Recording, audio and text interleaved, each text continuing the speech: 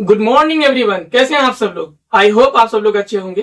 Class 10th current electricity का lecture number 2 लेके आ गए हैं। इस वीडियो लेक्चर में हम डिस्कस करेंगे करंट क्या होता है। तो चलिए क्लास को स्टार्ट करते हैं। मेरा नाम आलम है और आप देख रहे हैं पार्टिकल इंस्टीट्यूट।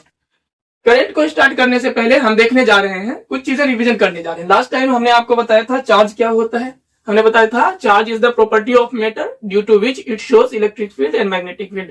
चार्ज जो है मैटर की एक प्रॉपर्टी है, इस वजह से मैटर जो है इलेक्ट्रिक फील्ड और मैग्नेटिक फील्ड शो करते हैं। यस, ये सारी चीजें बताया था। उसके अलावा आपको हमने बताया था मेथड्स ऑफ चार्जेस, है ना। किसी बॉडी, न्यूट्रल बॉडी को कैसे कैसे चार्ज किया जा सकता है, कितने मेथड्स होते हैं। हमने आपको फ्रिक्शन मेथड बताया था, कंडक्शन बताए थे और इंडक्शन मेथड बताए थे, ठीक। और उसके बाद हमने ये भी डिस्कस किया था प्रॉपर्टीज ऑफ चार्ज। क्या डिस्कस किए थे? प्रॉपर्टीज ऑफ चार्ज, ठीक है। अगेन यहाँ पे थोड़ा सा रिवाइज कर लीजिए। लास्ट टाइम जिस प्रॉपर्टी की मैंने बात की थी, उस प्रॉपर्टी को हमने क्या कहा था? Quantization of charge. क्वांटाइजेशन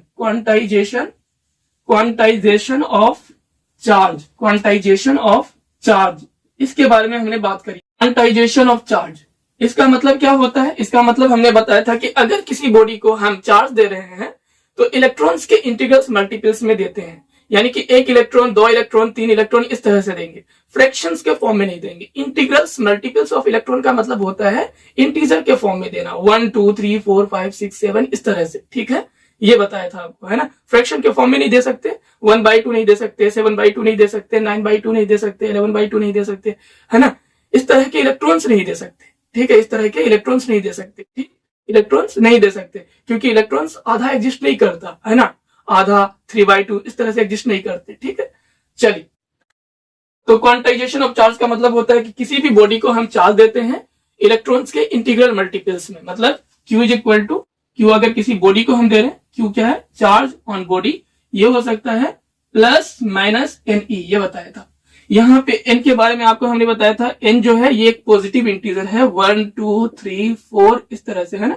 ये चलता रहेगा, पॉजिटिव इंटीजर्स है। N क्या है? पॉजिटिव इंटीजर्स है N, है ना। यहाँ पे अगर देखा जाए तो चार्ज जो है एक तो प्लस NE है, यस, और दूसरा है माइनस NE, है ना। किसी भी बॉडी के ऊपर चार्ज प्लस NE का मतलब क्या होता है? किसी बॉडी पे अगर चार्ज प्लस NE है तो इसका मतलब ये हुआ कि वो बॉडी से इलेक्ट्रॉन रिमूव हुआ है। अगर पॉजिटिव साइन किसी भी बॉडी पे है, चार्ज का कैसा साइन है? पॉजिटिव साइन है, यानी पॉजिटिव चार्ज किसी बॉडी पे डेवलप हुआ है, तो इसका मतलब क्या है? इसका मतलब ये है कि उस बॉडी से इलेक्ट्रॉन्स रिमूव हुए हैं। क्या रिमूव हुए हैं? इलेक्ट्रॉन्स रिमूव हुए हैं। इलेक्ट्रॉन की डेफिशिएंसी है उस बॉडी को। यहाँ पे माइनस क्या रिप्रेजेंट कर रहा है? ये माइनस रिप्रेजेंट कर रहा है कि चार्ज जिस बॉडी का हम देख रहे हैं वो बॉडी नेगेटिव है। इलेक्ट्रॉन्स उसमें क्या हुए हैं? ऐड हुए हैं। इलेक्ट्रॉन एक्सेस है। जिस बॉडी में इलेक्ट्रॉन एक्सेस होता है उस बॉडी को हम माइनस नेगेटिव चार्ज से दिखाते हैं। किससे दिखाते हैं? नेगेटिव चार्ज से। वही माइनस NE यहाँ पे रिप्रेजेंट कर रहा है, माइनस साइन वही रिप्रेजेंट कर रहा है। यस, चलो, तो प्लस माइनस आपको समझ में आ गया क्यों लिखा है मैंने, है ना। N की वैल्यू यहाँ पे 1 2 3 4 रखेंगे। N क्या है? Number of electron. N यहाँ पे क्या रिप्रेजेंट कर रहा है? Number of electron. Number of electron represent कर रहे हैं। नंबर ऑफ इलेक्ट्रॉन कि इलेक्ट्रॉन कितने हैं? 1 है, 2 है, 10 है, 15 है, 50 है, कितने हैं, है ना। इलेक्ट्रॉन E क्या है? यहाँ पे E charge on electron represent कर रहा है। यहाँ पे E क्या रिप्रेजेंट कर रहा है? Charge on electron. ये कितना होता है? 1.6 इंटू 10 की पावर माइनस 19 कूलम होते हैं, है ना। यहाँ पे E चार्ज को रिप्रेजेंट कर रहा है, N नंबर ऑफ इलेक्ट्रॉन को रिप्रेजेंट कर रहा है। यस, इसी को कहा जाता है क्वांटाइजेशन ऑफ चार्ज, ठीक है। ये सारी चीजें आपको कल ही मैंने लिखा दिया था, है ना। आज मैंने रिवाइज करवाया। चल, इसके अलावा इसके ऊपर एक सवाल लेंगे, है ना। एक सवाल लेते हैं इस कॉन्सेप्ट के ऊपर, तो लिखो एग्जाम्पल। हाउ मेनी इलेक्ट्रॉन्स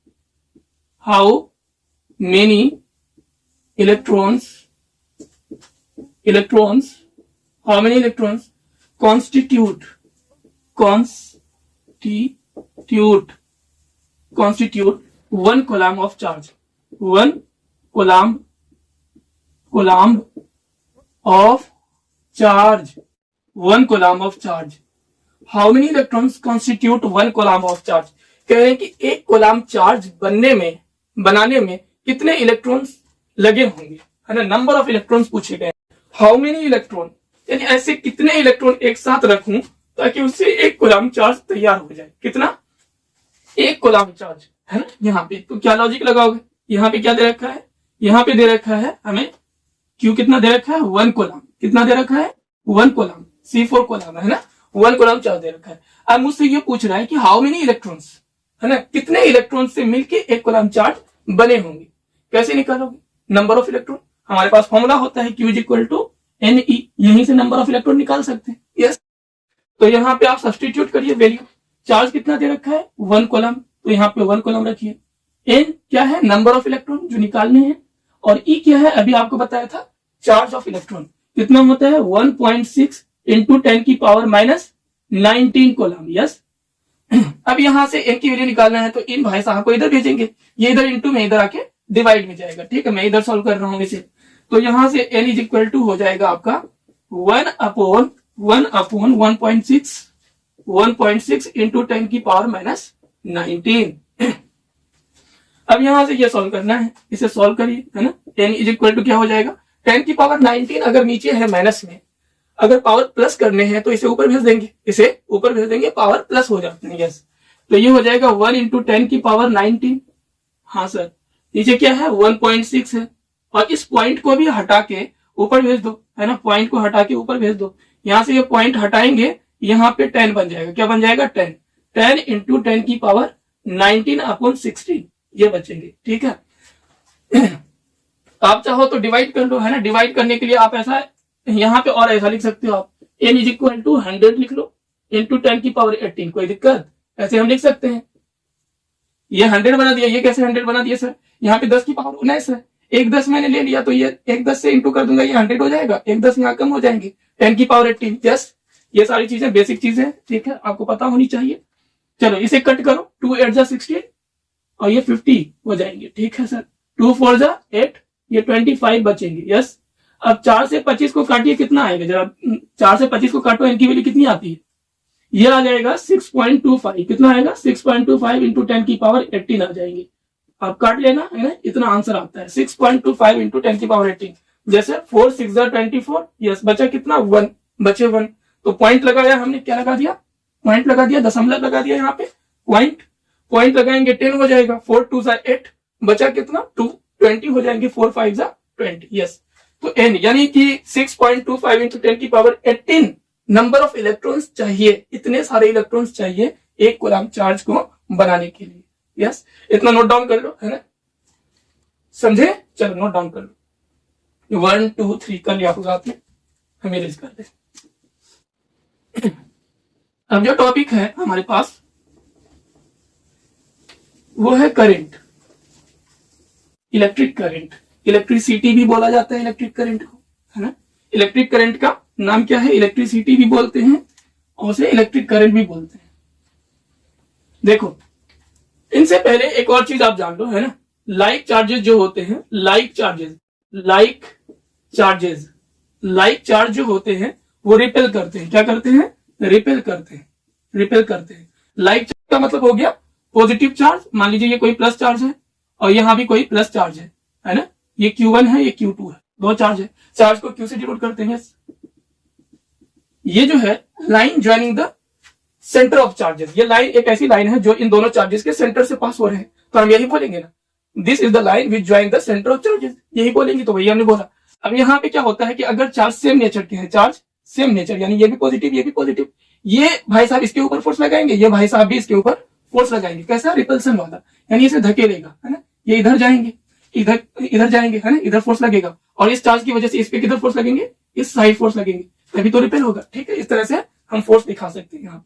चलो, अगर चार्ज नेगेटिव होता इधर भी, नेगेटिव होते यहाँ भी, है ना, ये Q1 होता, ये Q2 होता, तो सबसे पहले लाइन ज्वाइन करिए। ठीक है, लाइन ज्वाइन करिए। अब हमें पता है कि दोनों सेम नेचर के चार्ज है, लाइक चार्ज है, तो रिपेल करेंगे अगेन। ये चार्ज इसे धक्का देंगे, किधर, इधर धक्का देंगे, है ना, कितने फोर्स से, F फोर्स से मान लो, और ये वाला चार्ज इसे भी धक्का देगा इधर, कितने फोर्स से, F फोर्स से। ठीक है, F फोर्स से। न्यूटन थर्ड लॉ क्या कहता है, equal and opposite force apply होते हैं, है ना, जितना फोर्स Q2 चार्ज Q1 पे लगा रहा है उतना ही फोर्स Q1 Q2 पे लगाएंगे। ठीक है, यहाँ पे ये दोनों लाइक चार्ज क्या हो रहे हैं, रिपेल हो रहे हैं।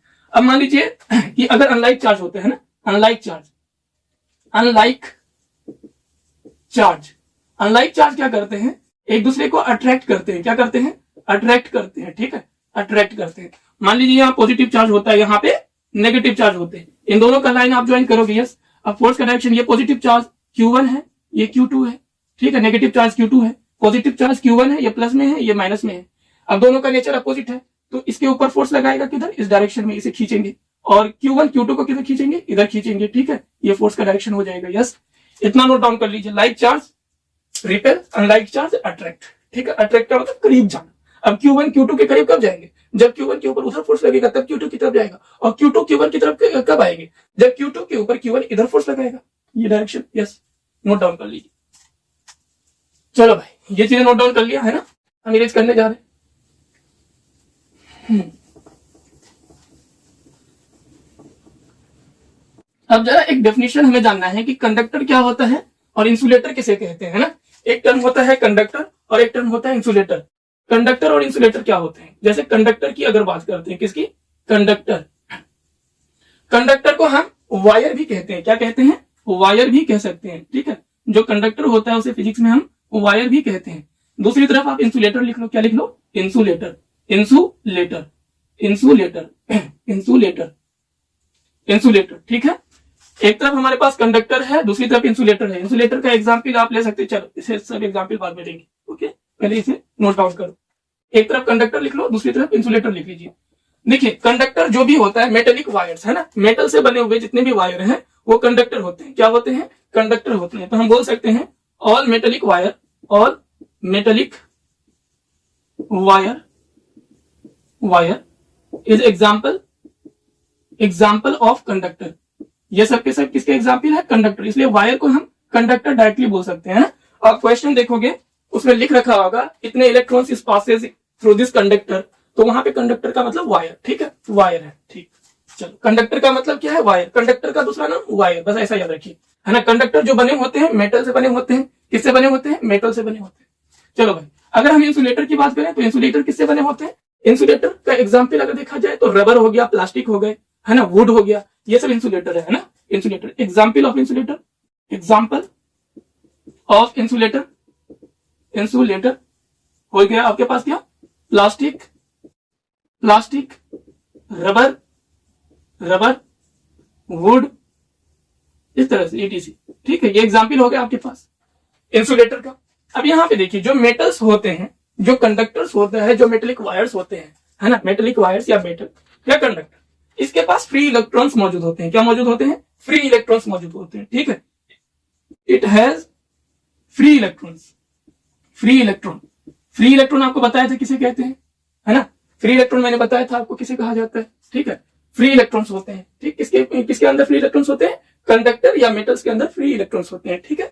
वहीं पे इंसुलेटर के पास फ्री इलेक्ट्रॉन्स नहीं होते हैं, no free electrons, no free electrons, no free electrons, electrons is present in insulator, ठीक है। कोई फ्री इलेक्ट्रॉन्स इंसुलेटर में प्रेजेंट नहीं होता। क्या नहीं प्रेजेंट होते, इंसुलेटर में कोई भी फ्री इलेक्ट्रॉन्स प्रेजेंट नहीं होते। फ्री इलेक्ट्रॉन्स अगर है तो फ्री इलेक्ट्रॉन्स क्या कर रहे हैं, कंडक्टर में मूव कर रहे हैं। जब फ्री इलेक्ट्रॉन्स कंडक्टर में मूव करता है, फ्री इलेक्ट्रॉन्स जब कंडक्टर में मूव करते हैं तो इसी की वजह से करंट बनता है। क्या बनता है, करंट प्रोड्यूस होते हैं, ठीक है। वायर में करंट बनते हैं, क्योंकि इंसुलेटर में कोई फ्री इलेक्ट्रॉन्स मौजूद नहीं होता, है ना। इंसुलेटर में कोई भी फ्री इलेक्ट्रॉन्स मौजूद नहीं होते, इसलिए इसमें इलेक्ट्रॉन मूव नहीं कर सकता। अगर इलेक्ट्रॉन मूव नहीं कर सकेगा तो यहाँ पे करंट प्रोड्यूस भी नहीं होगा। इसलिए हम इंसुलेटर के बारे में लिखते हैं कि it is a bad conductor of electricity, है ना। ये चीजें लिखते हैं ना, it is bad conductor, it is bad conductor, bad conductor, conductor of electricity. ये बैड कंडक्टर ऑफ इलेक्ट्रिसिटी क्यों होता है, क्योंकि इसमें इलेक्ट्रॉन मूव नहीं कर रहे होते, इलेक्ट्रॉन फ्री नहीं होते। इलेक्ट्रॉन अगर फ्री नहीं होगा तो मूव नहीं करेगा, और इलेक्ट्रॉन मूव नहीं करेगा तो करंट डेवलप नहीं होंगे। क्योंकि अगर करंट डेवलप करवाना है तो इलेक्ट्रॉन या चार्ज को मूव करवानी होगी, है ना। चार्ज को मोशन में होना होगा, तभी करंट डेवलप होते हैं। अब इधर अगर देखें कंडक्टर के अंदर में, कंडक्टर के अंदर में फ्री इलेक्ट्रॉन्स बहुत होते हैं, है ना। अगर फ्री इलेक्ट्रॉन्स है इसके पास तो हम इसे कह सकते हैं कि इसके अंदर करंट बनेंगे। क्या बनेंगे, करंट बनेंगे। तो हम इसलिए इसे कहते हैं it is good conductor, it is good conductor, good conductor, conductor, it is good conductor of electricity, electricity, electricity. ये नोट डाउन कर लीजिए, है ना, इसे नोट डाउन कर लो, है ना। इंसुलेटर और कंडक्टर का मतलब क्या होता है यहाँ पे हमने समझा दिया। कंडक्टर वो होते हैं जिसके पास फ्री इलेक्ट्रॉन्स मौजूद होते हैं, और फ्री इलेक्ट्रॉन्स मौजूद होने की वजह से, फ्री इलेक्ट्रॉन्स प्रेजेंट होने की वजह से ये मूव करते हैं। इलेक्ट्रॉन्स का मोशन ही हमें क्या तैयार करके देता है, करंट बना के देता है, ठीक है। यहाँ पे इलेक्ट्रॉन फ्री नहीं होते, ये बाउंडेड होते हैं, ठीक है, ये बाउंडेड होते हैं न्यूक्लियस के साथ, तो ये अगर मूव नहीं करेगा, इलेक्ट्रॉन मूव नहीं करेंगे तो करंट नहीं बनेगा। ठीक है, इतना नोट डाउन कर लो। चलो अब हम करंट टॉपिक स्टार्ट करते हैं। यस, इसे मैं इरेज करने जा रहा है ना, चलिए नोट डाउन कर लेना। चलो भाई, कितना तो समझ में आ गया कि इलेक्ट्रॉन के मोशन की वजह से ही करंट डेवलप होता है ना, मेटेलिक वायर में, है ना। इलेक्ट्रॉन के मोशन की वजह से कंडक्टर के अंदर में क्या डेवलप होते हैं, करंट डेवलप होते हैं। हाँ, तो वीडियो ठीक चल रहा है, आगे चलिए देखते हैं। हमने अभी आपको ये बताया कि करंट को बनाने के लिए, है ना, इलेक्ट्रॉन का मोशन होना जरूरी है मेटल्स के अंदर में। ठीक है, कंडक्टर्स के अंदर में इलेक्ट्रॉन का मोशन होगा तब जाके करंट प्रोड्यूस होते हैं। ठीक है, तो हेडिंग डालिए करंट, है ना, या इलेक्ट्रिसिटी। इलेक्ट्रिसिटी, इलेक्ट्रिसिटी या इसी को क्या कहा जाता है, electric current. Electric electric current, electric current कहते हैं इसी को, है ना। इलेक्ट्रिसिटी बोलते हैं या फिर इसी को हम क्या बोलते हैं, इलेक्ट्रिक करंट बोलते हैं। ठीक है, इलेक्ट्रिक करंट और इलेक्ट्रिसिटी का मतलब सेम है। ठीक है, क्या होते हैं, सबसे पहले हम पहला पॉइंट ये लिखेंगे ना, इसे डिफाइन करेंगे। कैसे डिफाइन करोगे, it is the rate of flow of charge, rate of flow of charge, rate of flow of charge, rate of flow of charge in a conductor, in a conductor, in a conductor. Rate of flow of charge in a conductor is called, is known as current. यहां पे लिख लीजिए, is known as current, is known as current. उसी को हम क्या कहते हैं, करंट। यानी कि करंट बनने के लिए चार्ज का फ्लो होना जरूरी है कंडक्टर में। ठीक है, तब करंट प्रोड्यूस होगा। तो वही लिख रखा है हमने, rate of flow of charge in a conductor is known as current. उसी को हम क्या कहते हैं, करंट कहते हैं। यस, सेकंड पॉइंट करंट के बारे में लिख लीजिए, it is denoted by I, है ना। करंट को आई से डिनोट करते हैं। It is denoted by I, है ना, चाहे स्मॉल या कैपिटल, इसे से भी हम डिनोट कर सकते हैं। ओके, दोनों से डिनोट करते हैं। ठीक, करंट एक स्केलर क्वांटिटी होता है, इसके बारे में लिख लीजिए, it is scalar quantity. Scalar quantity, current कैसी फिजिकल क्वांटिटी है, स्केलर फिजिकल क्वांटिटी है। यस, स्केलर क्वांटिटी है, तो इसके अंदर में डायरेक्ट हम करंट को ऐड कर सकते हैं और सब्ट्रैक्ट कर सकते हैं। यस, तो चलिए इतना नोट डाउन करिए। इसके अलावा फोर्थ पॉइंट लिखिए। फोर्थ पॉइंट, करंट की यूनिट क्या होती है, करंट की यूनिट होती है एम्पियर। तो यहाँ पे करंट की यूनिट लिख लीजिए, SI unit of current, SI unit of current is ampere, ampere, ampere. इसे कैपिटल ए से डिनोट करते हैं एम्पियर को। ठीक है, SI unit of current is ampere. Unit जो है करंट की क्या है, एम्पियर है। करंट एक स्केलर क्वांटिटी है, इसे आई से डिनोट करते हैं। करंट क्या होता है, rate of flow of charge, है ना। Rate of flow of charge को हम कहते हैं करंट। यानी चार्ज किस रेट से फ्लो हो रहा है कंडक्टर में, वही करंट प्रोड्यूस करेगा। क्या प्रोड्यूस करेंगे, करंट प्रोड्यूस करेंगे। इतना नोट डाउन करिए, वीडियो पॉज करके इतना नोट डाउन कर लो, हम इरेज करने जा रहे हैं। चलिए, इसके अलावा हम इसका फॉर्मूला देखेंगे कि करंट का फॉर्मूला क्या होता है।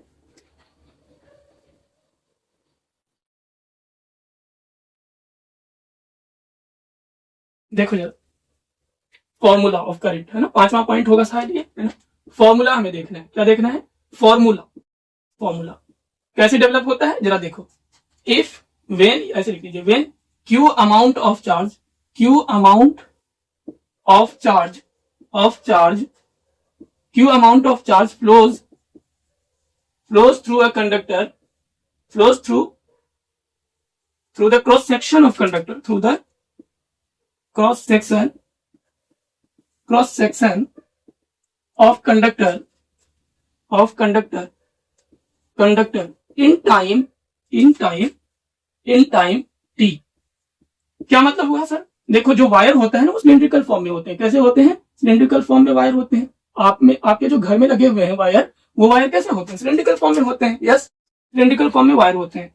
अब यहाँ पे देखिए, सिलिंड्रिकल फॉर्म में जो वायर होता है उसका अगर क्रॉस सेक्शन देखो, क्रॉस सेक्शन का मतलब होता है, ये मान लीजिए वायर है, ये क्या है, वायर है। क्रॉस सेक्शन का मतलब हो गया किसका, फ्रंट वाला, है ना, एरिया। जो एरिया है कैसा दिख रहा है, सर्कुलर, है ना। इसके सारे जो सिलिंड्रिकल वायर होते हैं उसके क्रॉस सेक्शन सर्कुलर होते हैं। कैसे होते हैं, सर्कुलर क्रॉस सेक्शन होते हैं। मान लीजिए बीच में हमने कोई एक क्रॉस सेक्शन मान लिया, क्या मान लिया, एक क्रॉस सेक्शन मान लिया, है ना, ये क्रॉस सेक्शन हमने मान लिया। यस, है ना। कैसे है ये क्रॉस सेक्शन, सर्कुलर है ना, सर्कुलर है, सर्कुलर क्रॉस सेक्शन है। अब क्या बोल रहा है कि करंट का फॉर्मूला कैसे डेवलप किया जा रहा है कि क्यू अमाउंट ऑफ चार्ज जो है ना, क्या क्यू अमाउंट ऑफ चार्ज, मान लीजिए ये क्यू है, क्यू अमाउंट ऑफ चार्ज इस पर्टिकुलर क्रॉस सेक्शन से किसी टाइम टी में निकलना चाहिए, है ना। मान लीजिए टी टाइम में, किसी टाइम टी में इस क्रॉस सेक्शन एरिया से कितना चार्ज पास हो रहा है, क्यू अमाउंट ऑफ चार्ज पास हो रहे हैं। इस क्रॉस सेक्शन एरिया से किसी भी, कहीं भी आप क्रॉस सेक्शन ले लो, है ना, इस वायर के हिस्से में कहीं भी आप ले लीजिए, हमने यहाँ पे कंसीडर किया है। अब मैं क्या देख रहा हूँ कि इस पर्टिकुलर क्रॉस सेक्शन से टी टाइम में कितने अमाउंट ऑफ चार्ज पास हो रहे हैं। जितना अमाउंट ऑफ चार्ज पास होगा इस टाइम में उतना ही करंट प्रोड्यूस होगा। तो इस हिसाब से करंट का फॉर्मूला हो जाता है, करंट का formula I is equal to हो जाते हैं, I is equal to Q upon T. क्या हो जाता है, Q upon T, I is equal to Q upon T, ठीक है, I is equal to Q upon T. अगर टी टाइम में किसी पर्टिकुलर क्रॉस सेक्शन से Q amount of charge flow हो रहे हैं तो करंट का फॉर्मूला हो जाएगा क्यू अपॉन टी। करंट कितना डेवलप होंगे, Q upon T, charge upon time, यही करंट होता है। चलिए नोट डाउन कर लीजिए, तो फॉर्मूला भी समझ में आ गया आपको। वीडियो पॉज करके नोट डाउन करो। चलिए 1 2 3 कर लिया होगा। अब यहाँ पे समझिए, करंट का फॉर्मूला भी समझ में आ गया आपको। क्यू अमाउंट ऑफ चार्ज किसी भी पर्टिकुलर क्रॉस सेक्शन से किसी टाइम टी में कितना फ्लो हो रहा है वो पर्टिकुलर चार्ज, तो वही क्या डेवलप करते हैं, उसी से क्या बनता है, करंट बनता है। करंट, करंट का फॉर्मूला क्या होता है, करंट का फॉर्मूला अभी हमने बताया था, आई इज इक्वल टू होता है क्यू अपॉन टी, है ना, क्यू अपॉन टी। इसे ऐसे भी लिख सकते हैं, क्यू अपॉन टी, ठीक है, आपकी मर्जी, जैसे चाहो वैसे लिखो, Q upon T. Charge upon time ही क्या होता है, करंट होते हैं। हालांकि डेफिनेशन जब हमने आपको बताया था rate of flow of charge, rate of flow of charge, rate क्या वहां पे डिनोट करता है, टाइम, यानी कितनी जल्दी जल्दी कितना चार्ज पास हो रहा है पर्टिकुलर क्रॉस सेक्शन एरिया से, पर्टिकुलर वायर से, ऐसा मान लीजिए। तो वही क्या कंस्टिट्यूट करेंगे, करंट तैयार करेंगे। यस, चलिए अगला छठा पॉइंट यहाँ पे लिखिए। सर्किट के अंदर में, है ना, इलेक्ट्रिक सर्किट के अंदर में करंट को कैसे मेजर करते हैं, है ना। इलेक्ट्रिक सर्किट में अगर करंट फ्लो हो रहा है, उसमें अगर मुझे करंट मेजर करना है तो हम एक इंस्ट्रूमेंट का यूज करते हैं जिसे कहा जाता है एमीटर, है ना। एमीटर के थ्रू हम किसी भी सर्किट के अंदर करंट मेजर कर सकते हैं। ओके, तो यहाँ पे लिख लीजिए, using ammeter, using ammeter, ammeter, using ammeter we measure current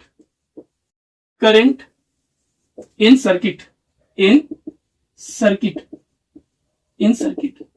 using ammeter, है ना, या तो ऐसे भी लिख सकते हो, ammeter is an instrument through which we measure current in circuit, है ना। और सर्किट में एमीटर को कैसे ज्वाइन किया जाता है, सीरीज में, ये याद रखिएगा, है ना। अभी सीरीज पैरेलल आगे देखेंगे, है ना, अभी आपको याद रख लेना है ना। Ammeter is connected, ammeter is connected in series, ammeter is connected in series, series में कनेक्ट करते हैं एमीटर को, है ना। सर्किट के अंदर कैसे कनेक्ट करते हैं एमीटर को, सीरीज में करते हैं। करंट को मेजर करने के लिए डिवाइस बनाया गया है, ठीक है, इतना नोट डाउन कर लीजिए, इतना नोट डाउन कर लीजिए। उसके बाद हम कुछ क्वेश्चन लेंगे इसके ऊपर, है ना। चलिए आपने कर लिया होगा, हम इरेज करने जा रहे हैं।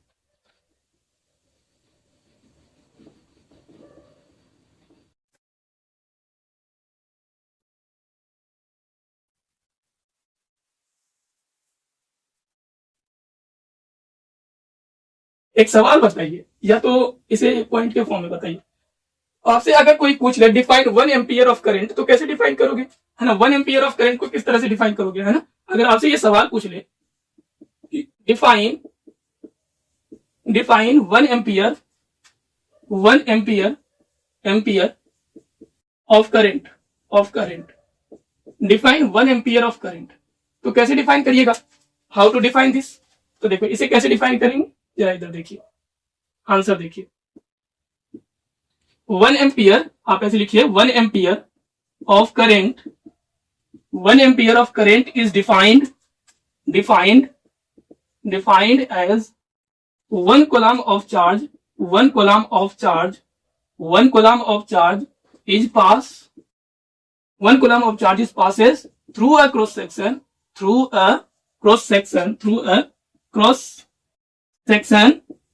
a cross section of conductor, through the cross section of conductor in 1 second, in 1 second, है ना। 1 सेकंड में 1 कूलम चार्ज किसी पर्टिकुलर क्रॉस सेक्शन से पास होने में, अगर 1 कूलम चार्ज को 1 सेकंड लगता है किसी पर्टिकुलर क्रॉस सेक्शन से पास होने में, तो कितना करंट प्रोड्यूस होगा, इस कंडीशन में 1 एम्पियर करंट प्रोड्यूस होंगे। क्यों, क्योंकि करंट का फॉर्मूला क्या होता है, करंट आई इक्वल टू होता है क्यू अपॉन टी, क्या होता है, क्यू अपॉन टी। अगर यहाँ पे क्यू 1 कूलम चार्ज 1 सेकंड में अगर हम पास करें, 1 कूलम चार्ज को कितने सेकंड में पास करें, 1 सेकंड में पास करें, तो कितना करंट ये तैयार करेगा, 1 एम्पियर करंट तैयार करेंगे। 1 coulomb upon 1 second is equal to 1 ampere. Yes, तो इस तरह से हम डिफाइन करते हैं। नोट डाउन कर लीजिए इसे, है ना, ये आ जाता है बोर्ड एग्जाम में। चलिए हम इरेज करने जा रहे हैं।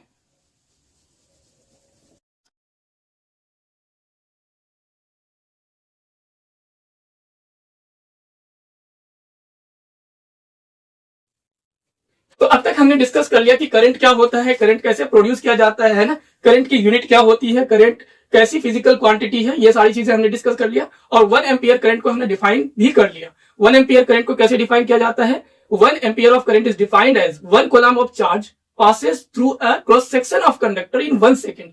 किसी एक क्रॉस सेक्शन, कंडक्टर के किसी एक क्रॉस सेक्शन से 1 सेकंड में 1 कूलम चार्ज पास होने के बाद जितना करंट तैयार होगा वो करंट 1 एम्पियर के बराबर होते हैं। कितने के बराबर होते हैं, 1 एम्पियर के बराबर होते हैं। चलिए तो नेक्स्ट सवाल देखिए, है ना, आपको सारी चीज पता है इसमें, तो अगला सवाल देखो। In a conductor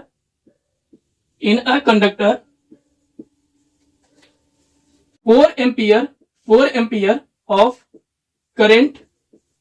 of current is produced in 8 seconds.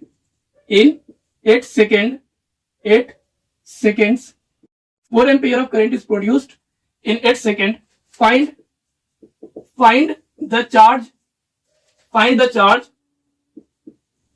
flows through this conductor. Find the charge flows through this conductor. हमसे क्या सवाल पूछा गया है, हमसे सवाल पूछा गया है कि एक कोई कंडक्टर है, उसमें 4 एम्पियर ऑफ करंट बन रहे हैं 8 सेकंड में। 8 सेकंड में कितना करंट प्रोड्यूस हो रहा है, 4 एम्पियर करंट प्रोड्यूस हो रहे हैं। तो पूछ रहे हैं कि उससे कितना चार्ज फ्लो हो रहा होगा, उस कंडक्टर से कितना कूलम ऑफ चार्ज फ्लो हो रहे होंगे, ये बताइए। ठीक है, ये सवाल है, बताओ कैसे सॉल्व करोगे, है ना, खुद से सॉल्व करो, है ना, वीडियो पॉज करके खुद से सवाल लगाओ। चलिए आपने वीडियो पॉज करके लगा लिया होगा, अब मेरा सॉल्यूशन जरा देखो। अरे यहाँ पे क्या दे रखा है, करंट दे रखा है हमें क्वेश्चन में, कितना, 4 एम्पियर। यस, इसके अलावा हमें टाइम बता रखा है, टाइम कितना है, 8 सेकंड। 8 सेकंड टाइम लगा है। यस, तो करंट इज इक्वल टू हमें पता होता है Q अपॉन T होते हैं। करंट का फॉर्मूला क्या होता है, charge upon time. Yes, charge upon time यहाँ सब्स्टिट्यूट कर दीजिए। करंट कितना है, 4 एम्पियर। चार्ज कितना है ये निकालना है मेरे को। टाइम कितना दिया है, 8। तो यहां से चार्ज आ जाएगा Q is equal to 4 into 8। तो Q आ गया आपका 4 8 32 कूलम, यानी कि 8 सेकंड में 32 कूलम जो है इस कंडक्टर से चार्ज पास करेंगे, तब जाके 4 एम्पियर करंट प्रोड्यूस होगा। ठीक है, इतना नोट डाउन कर लो, है ना, वीडियो पॉज करके ये नोट डाउन कर लो। चलिए आपने कर लिया होगा, रिवाइज करने जा रहे हैं।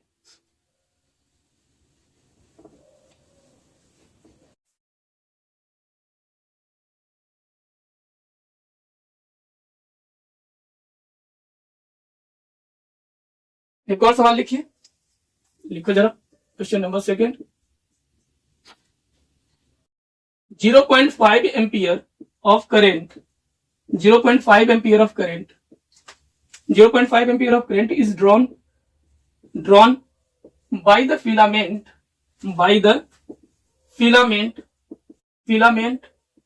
of bulb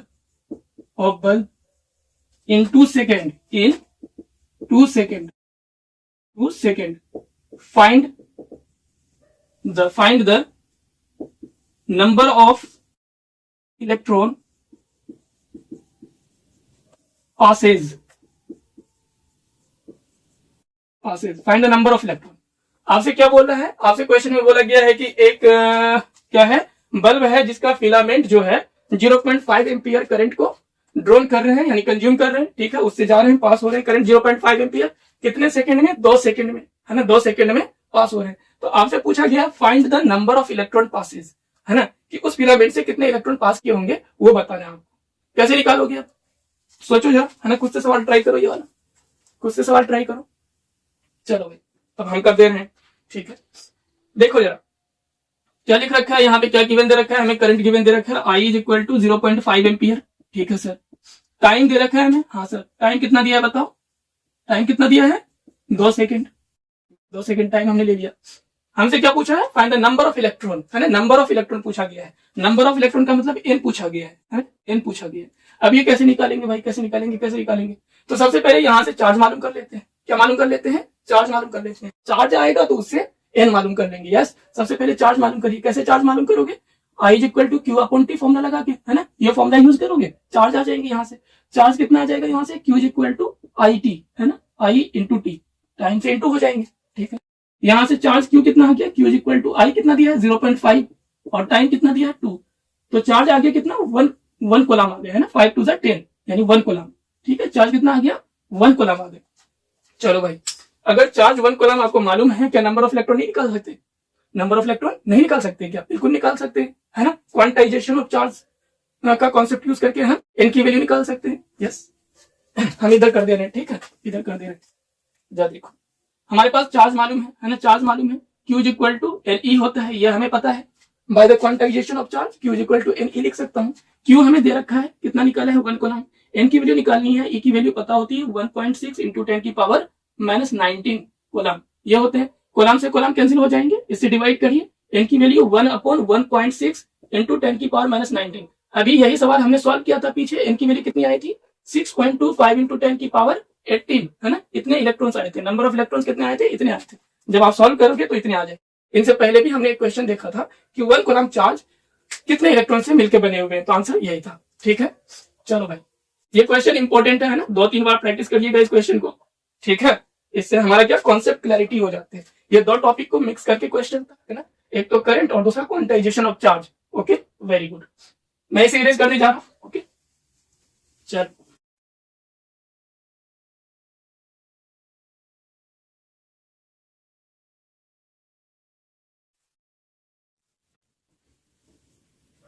अब जरा देखो, करंट या इसी को इलेक्ट्रिसिटी कहते हैं, है ना, इलेक्ट्रिक करंट बोल देते हैं, या इसी को क्या बोलते हैं? इलेक्ट्रिसिटी बोलते हैं। ये टॉपिक हुआ अपना कंप्लीट, है ना। इस पे हमने न्यूमेरिकल्स भी देख लिए, ठीक है। नेक्स्ट वीडियो लेक्चर में हम लेके आएंगे कि पोटेंशियल क्या होता है और पोटेंशियल डिफरेंस क्या होते हैं, है ना। पोटेंशियल कैसे डिफाइन किया जाता है और पोटेंशियल डिफरेंस को कैसे डिफाइन किया जाता है। हालांकि पोटेंशियल डिफरेंस जो होती है वो एक बैटरी ही है, उसी को हमें डिफाइन करना है कि कैसे डिफाइन किया जाता है। वो नेक्स्ट वीडियो लेक्चर में हम देखेंगे। आज के लिए इतना ही रहने देते हैं। अगर वीडियो लेक्चर अच्छा लगता है तो आप शेयर, लाइक और सब्सक्राइब क्या करिए। तब तक के लिए जय हिंद, मिलते हैं अगले वीडियो लेक्चर में।